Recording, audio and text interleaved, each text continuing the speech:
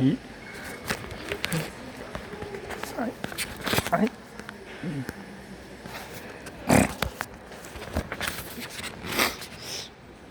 이 제주도의 마지막 밤이었습니다. 이 평화로워야 할 가족여행은 이 폭발로 끝나버렸습니다.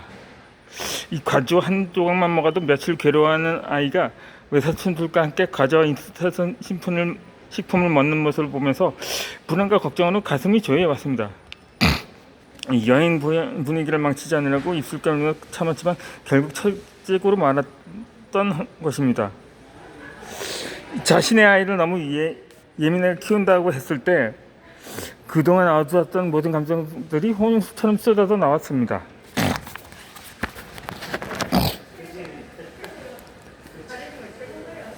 아니 밤새 그 아이를 안고 울어본 적이 있냐고, 피가 나도 그 아이를 달라면서 2시간을 재워보며 보는 게 소원인 적이 있냐고 알지도 못하면서 함부로 말하지 말라고 오히려 폭발을 해버린 것입니다. 그분의 목소리는 떨렸고 눈물은 걷잡을 수 없이 흘렀다고 합니다. 그 사람 아이의 피부를 위해서 할 수 있는 모든 것을 원했지만 현실을 냉정했다고 합니다. 늘 자신 편이었던 그 자매들의 무관심한 한마디가 그토록 아팠던 건 어쩌면 자신이 감당할 수 없는 현실과 끝없는 무력감 때문일지도 모른다고 했다고 합니다. 이 아토피 아이를 키우는 일상은 매 순간이 전쟁이었다고 합니다. 특히 다른 사람들과 어울리는 자리가 제일 힘들었다는 거죠. 우리 아이 때문에 다른 아이들이 불편해하진 않을까 하거나 이런 걱정을 하는 내가 예민한 걸까 하면서 하는 생각들이 꼬리를 물었다는 것입니다. 결국 그 아이 엄마는 모임도 여행도 피하기 시작을 했습니다.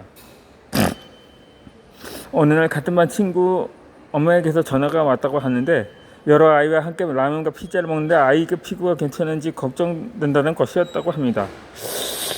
베르가 고마우면서 마음이 무거웠다는 것입니다. 음식을 앞에 두고 망설이는 아이의 눈빛이 떠올랐던 것입니다.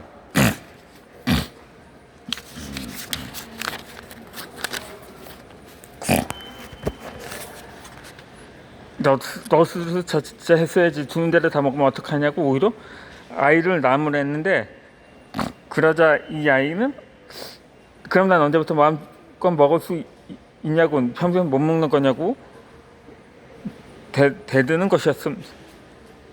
것이었습니다. 그러자 아이 엄마는 평생 너만 먹는 거 아니잖아, 엄마 아빠도 같이 참아주는 거라고 달래는 것이었습니다. 여전히 원망이 가득한 눈빛으로 엄마를 바라보는 아이를 안고 자신도 한참을 울었는데 미안함과 속상감이 기정킨 채 우리 자신들이 그렇게 서로를 부둥켜 안았던 것입니다. 아토피를 앓는 아이와 함께 서러운 기억들이 그렇게 하나둘 쌓여가고 있었던 것입니다. 하지만 이 한 방울의 희망으로 시작된 여정이 시작되었습니다. 아이가 8살이 되던 해에 처음으로 보습제를 공부하기 시작했습니다. 아토피로 힘들어하는 아이를 위해 양약이나 한약, 민간요법 등 기회가 닿는 대로 모든 것을 시도했지만 번번이 실패했고 이 치료비는 어느새 3-4천만 원에 이르렀던 것입니다. 경제적 부담으로 인해서 스쳐가던 중 어느 지인이 저렴하면서도 보습력이 좋은 화장품을 추천해서 대형마트에서 구입을 했다고 합니다. 그러나 이 아이의 전신에 두드러기가 돋아났고 도대체 어떤 성분이 문제일까 하는 의문이 들었다고 합니다. 이 작은 글씨로 뾰족히 적힌 수십 가지 성분들을 하나하나 찾아보면서 그 기능과 부작용들을 조사했다고 합니다. 좋은 성분들도 있었지만 놀랍게도 방부제가 무려 다섯 개나 있어서 6가지나 들어 있었고, 화장품을 부드럽게 만들기 위한 화학적인 유화제도 발견을 되었다고 합니다. 이 방부제는 일정량 이상 들어가면 부작용을 일으킬 수가 있어 정해진 양만 써야 했고, 한 가지로는 보존이 어려워서 여러 종류를 섞어 쓴다는 사실을 알게 되었습니다. 이 제빵 수업에서 배운 지식이 뜻밖의 도움이 되었던 거죠. 였는데, 아이스크림이나 빵을 부드럽게 만들 때 쓰는 유화제가 알레르기를 일으킬 수 있다는 것을 알고 있었기 때문에 화장품 속에 있는 화학적 유화제의 위험성도 명확히 이해할 수가 있었던 것입니다. 이후에 그분은 화장품 수업을 들을 때 실제로 유화제를 첨가하여 3분에서 5분 사이에 걸쭉하고 부드러운 화장품이 완성되는 것을 확인하기도 했습니다. 화장품에 묻은 방부제와 화학적 유화제가 민감한 피부에 알레르기를 일으킬 수 있다는 것을 알게 되는 순간에 마음이 무거워졌는데, 그동안 아이 피부에 발라서 수많은 제품이 떠올랐던 것이기 때문입니다. 아이 엄마는 고민 끝에 이 두 물질을 완전히 배제한 보습제를 직접 만들어 보기로 결심하였습니다. 처음에 제빵 반죽기를 활용했는데 방부제를 사용하지 않는 대신 냉장 보관만 하면 된다고 판단했던 것입니다. 그러나 유화제 없이 만들기는 쉽지 않았다고 합니다. 1에서 2리터짜리 소량을 제조하는데도 8시간 넘는 기계를 돌려야 했고, 이 과열된 기계를 중간중간에 식혀야 하기도 했습니다. 이 불편하고 고단했지만 내 아이를 위한 일이기 때문에 묵묵히 이어갔던 것입니다. 당시 아이 엄마는 이 화장품에 큰 기대를 하지 않았다고 합니다. 이 수없이 많은 시도와 실패를 겪어온 터라 그저 우리 아이가 평생 안전하게 바를 수 있는 화장품 하나를 만들고 싶은 간절한 마음뿐이었다고 합니다. 100% 천연 고급 원료를 사용하다 보니까 원료비가 상당했고, 결국 아토피 아이를 위한 특별한 화장품이 되었던 것입니다. 하루 한두 시간 한 번 바르기도 아까워서 나는 자신은 써보지도 못했지만 그건 자신의 모자의 작은 희망이었던 것입니다. 이처럼 작은 변화가 큰 기적을 가져다 줍니다.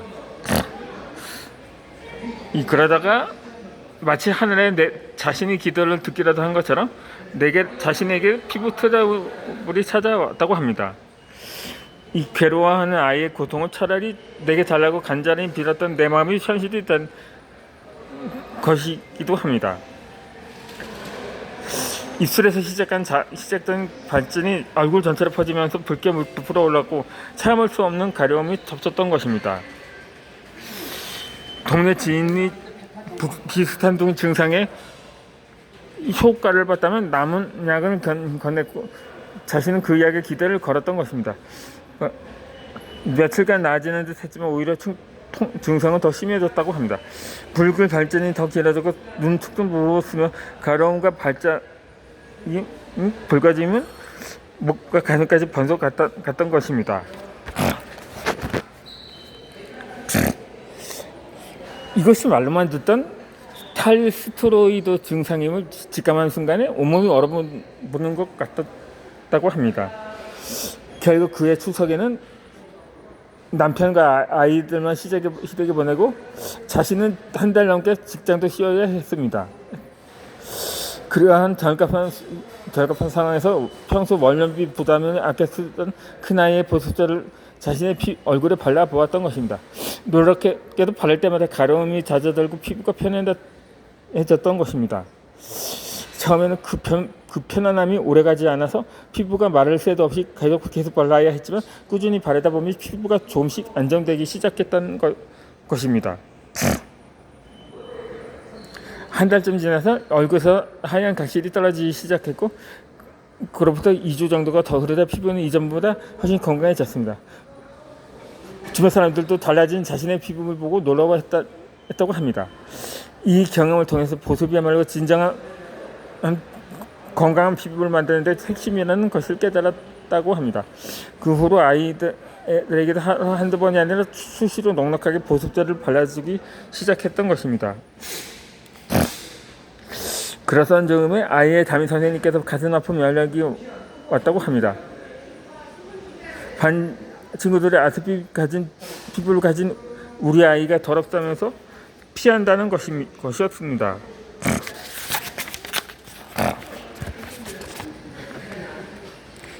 이렇게 학교 생활이 힘들다는 걸 알고 있었지만 그 말을 듣는 순간에 가슴이 무너져 내렸던 것입니다. 학교 관계자분들의 반대가 심했으면 남편과 오랜 꿈을 꾸며 결단을 내렸다고 합니다. 그 다음 해부터 홈스쿨을 시작하기로 하는 것입니다. 이어서 라이브를 진행하도록 하겠습니다.